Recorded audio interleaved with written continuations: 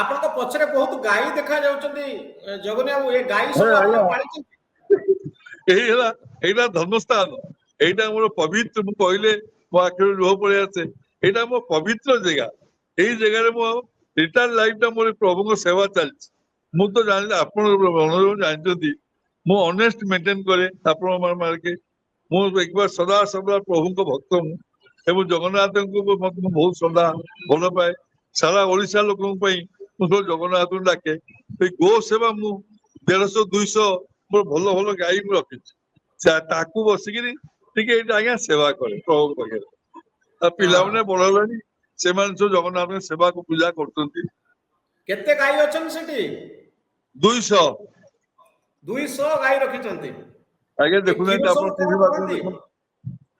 ହଁ, ଆଜ୍ଞା ଏ କ୍ଷୀର କଣ କରନ୍ତି? 200 ଗାଈଙ୍କର କ୍ଷୀର? କ୍ଷୀର ଆଜ୍ଞା ଲୋକ ଆସି ନେଇଯାଆନ୍ତି, ଲୋକ ପ୍ରାୟ ନେଇଯାଆନ୍ତି।